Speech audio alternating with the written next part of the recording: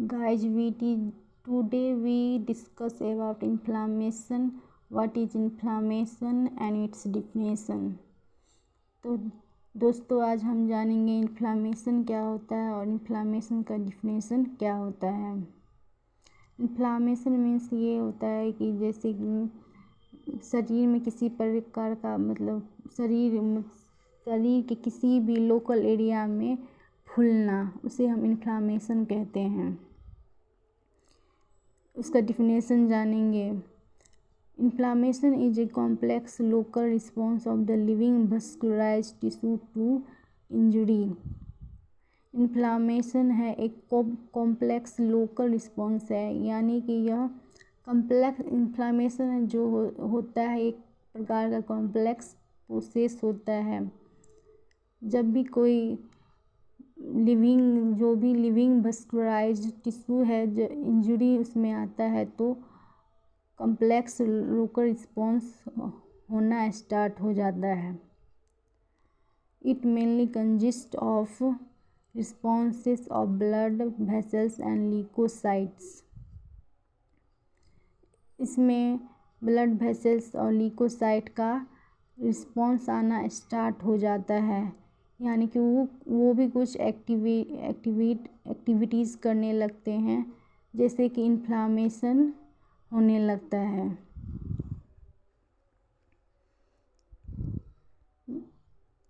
अब हम जानेंगे कि इन्फ्लामेशन किस तरह से होता है, उसके प्रोसेस के बारे में जानेंगे कि इन्फ्लामेशन आखिरकार होता कैसे है, उसके बारे में हम जानेंगे।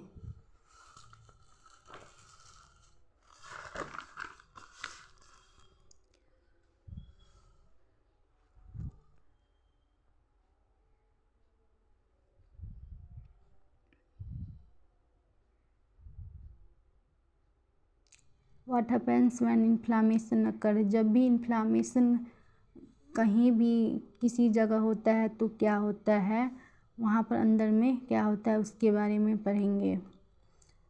When inflammation occurs, there is increase in vascular permeability। यहाँ vascular का मीन्स होता है आर्टरियोल, कैपिलरीज और वेन्यूल्स होता है। वस्कुलर परमेबिलिटी जैसे कि परमिएबिलिटी, जैसे पहले कि कोई जैसे प्रोटीन रिच फ्लूइड पास नहीं करता था, तो अब यह आसानी से ये पास करने लगा है, तो इसे परमिएबिलिटी कहते हैं। मतलब पहले जो चीज़ नहीं पास करता था आसानी से, वो अब पास करने लगा है। When inflammation, there is increase in vascular permeability।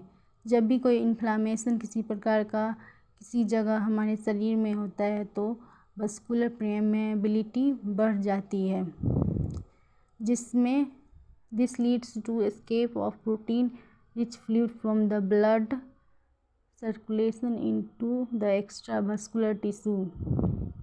जिससे कि प्रोटीन रिच फ्लूइड जो होता है हमारे ब्लड में जा रहा होता है वेसल्स के द्वारा, तो वो परमेबिलिटी जैसे कि परमेबिलिटी इंक्रीज हो गया है, तो जो नहीं पास कर रहा था पहले, वो अब पास करने लगा है।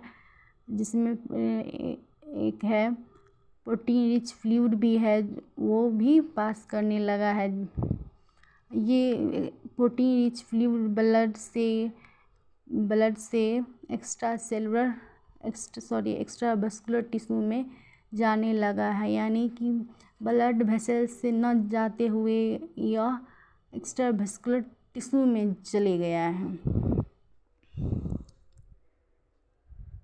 Due to dilated small vessels, चूँकि परमेबिलिटी बड़ी है, तो जो प्रोटीन्स जो होता है वो कुछ बड़े आकार के होते हैं, और डायलेट जो स्मॉल वेसल्स जो डायलेट हो गए हैं, तो उससे उसका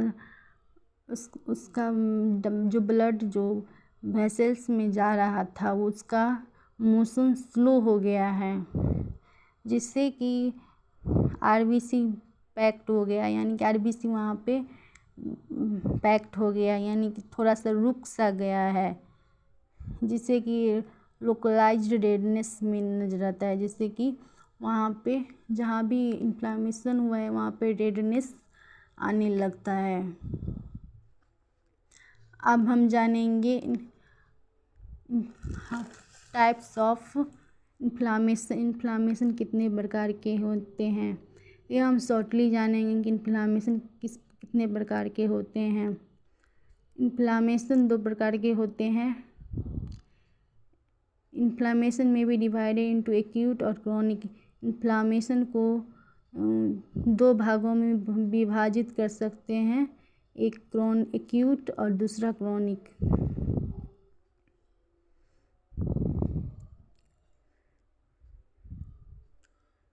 एक्यूट के बारे में जानेंगे।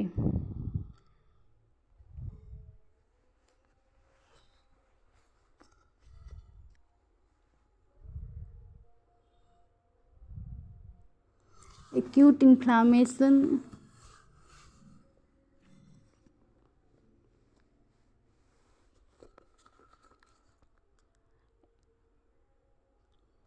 Acute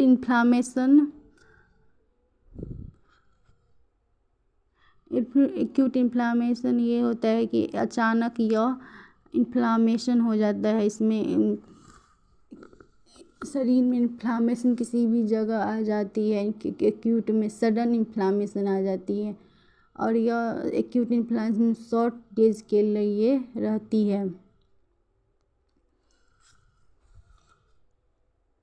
it short duration last for 4 hours और ए फ्यू डेज। यह कुछ घंटों या फिर कुछ दिनों के लिए रह सकती है। और क्रोनिक इन्फ्लामेशन यह बहुत ही लंबे समय तक रख सकती है।